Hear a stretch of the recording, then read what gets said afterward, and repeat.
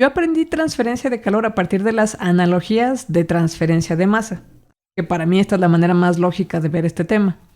Cuando hablamos de transferencia de calor, estamos hablando de la ecuación de enfriamiento de Newton, que se basa en el coeficiente convectivo, un gradiente o factor motriz. El gradiente significa que tiene que haber una diferencia de temperaturas para que en efecto haya una transferencia de calor. Estos coeficientes convectivos pueden obtenerse a partir de medición o de modelos empíricos, modelos geométricos o modelos empíricos. Si hablamos de medición, quiere decir que podemos conocer el valor del flux de calor, así como los valores del gradiente de temperatura, y por lo tanto podemos despejar el valor desconocido del coeficiente de convección. De manera análoga, si estamos hablando de transferencia de masa, realmente el modelo de transferencia de masa es el flux másico por el coeficiente convectivo y su gradiente. Aquí el detalle es que hay distintas maneras de medir la masa.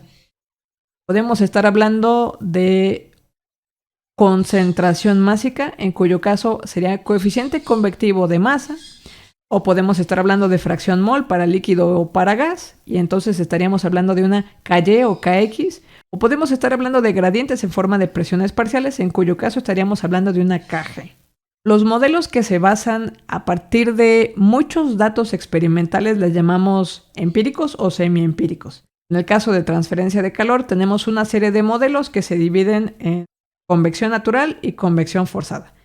En el caso de transferencia de masa, los modelos utilizan principalmente estos números adimensionales, el número de Sherwood, Stanton, Schmidt y Grashof. En los libros viejitos, lo que normalmente vemos es que casi todos los modelos geométricos se analizaron tanto para calor como para masa. Y en muchos casos resultaba mucho más sencillo nada más hacer el análisis geométrico para calor. Entonces se hacía una analogía para traducir cómo podría ser el comportamiento si estuviéramos hablando de un fenómeno de transferencia de masa.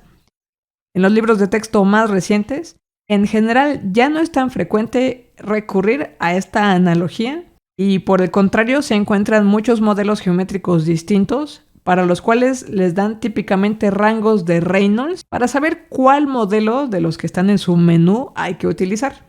Es un ejemplo clásico de cómo utilizamos los modelos geométricos para hacer determinaciones de los coeficientes de convección y luego determinación de las velocidades de evaporación. Y lo que tenemos es un recipiente con agua, está hasta el límite lleno de agua, mide 0.2 metros en esta longitud y tiene una profundidad que es a lo que le llamé ancho de 0.3 metros. Sobre este recipiente hay un ventilador, esto es un ventilador, y está moviendo el aire seco, a 5 metros por segundo. Igual que en el caso del pozo, la concentración aquí va a estar definida por la presión vapor.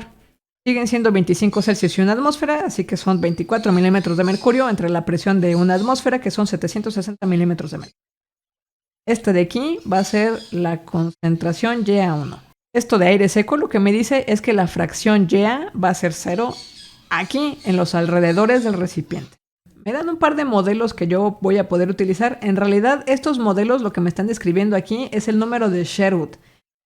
Voy a necesitar la equivalencia de este número adimensional para poder definir cuál es entonces la K convectiva. Por lo tanto, lo primero que tengo que hacer es evaluar Reynolds para saber cuál de los dos modelos en realidad es el que me va a servir. Reynolds es el mismo de toda la vida. Longitud equivalente, longitud representativa. Velocidad por ρ sobre mu. Simplemente estoy juntando esta viscosidad con la velocidad para hacer viscosidad cinemática, porque a veces este es un valor que más fácilmente encontramos. Una estrategia para saber cuál de los dos modelos es el que tengo que encontrar es buscar qué posición de esta longitud es de hecho la que tiene la transición de laminar a turbulento. Esa transición más o menos se da en un Reynolds de 2 por 10 a la 5. Así que busco en qué posición de X voy a tener un Reynolds de 2 por 10 a la 5 si la velocidad es de 5 metros por segundo, la del ventilador, y la viscosidad cinemática es 1.55 por 10 a la menos 5 metros cuadrados sobre. Y concluyo que eso sucede cuando X mide 0.62. La verdad es que 0.62 significaría que nuestro recipiente con agua fuera más grande de lo que es. Nuestro recipiente solo mide 0.2 metros. Por lo tanto, puedo utilizar el modelo laminar. Procedo entonces a hacer el cálculo de Schmidt. Para ese cálculo necesito, además de la viscosidad cinemática, conocer el coeficiente de difusión del agua en aire, que es este de aquí abajo. Este ejercicio yo lo resolví con unos estudiantes, por eso es que ven que tengo dos resultados. A mí me había dado 0.6, básicamente, pero según los datos que ellos tenían, el valor que calculaban la mayoría era 0.54, así que proseguí el ejemplo o la resolución utilizando este 0.54. Calculo de manera concreta cuál es el Reynolds más largo cuando tengo hasta el 0.2 de la longitud, que es la longitud real de mi recipiente con agua. Es este Reynolds de aquí. Por lo tanto, obtengo mi número de Sherwood. Sustituyendo los valores, obtengo un número de Sherwood de 142. Una de las definiciones que vamos a utilizar es la de Case. La relación de Case se obtiene con Sherwood por, otra vez, el coeficiente de difusividad y la longitud máxima de nuestro sistema. Ya que tenemos este valor, se convierte este en un problema sencillo de transferencia de masa.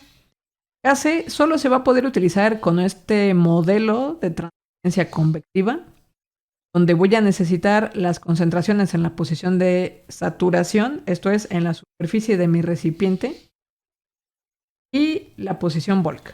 En la posición bulk ya habíamos concluido que iba a ser 0, porque era aire seco. Para la concentración de saturación vamos a utilizar la presión vapor, que convertida en atmósferas es este valor de aquí. Este resultado tiene unidades de flux molar, mole sobre metro cuadrado segundo.